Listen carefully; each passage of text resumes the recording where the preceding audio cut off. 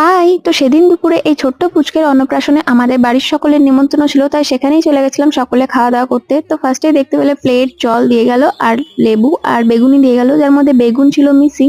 তারপরে দিয়ে গেল পোলাও আর আলুর দম। পোলাওটা একটু বেশি মিষ্টি হওয়ার কারণে আমি খুব একটা ভালো খেতে পারিনি। তারপরে দিয়ে গেল সাদা ভাত আর ডাল আর একটা 5 রকমের সবজি দিয়ে তরকারি।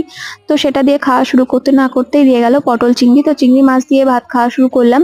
তারপরেই দিয়ে গেল একটা ফ্রেশ কাতলা মাছের পিস। কাতলা মাছটা বেশ ভালো ছিল, ফ্রেশ ছিল, দেখতেই পাচ্ছ কতটা ফ্রেশ ছিল। তারপরে কাতলা মাছ দিয়ে খাওয়া শুরু করতে না করতেই আবারও দিয়ে গেল আমের চাটনি আর পাঁপড়। তারপরে রসগোল্লা ছিল, কিন্তু রসগোল্লাটা আমি নিইনি।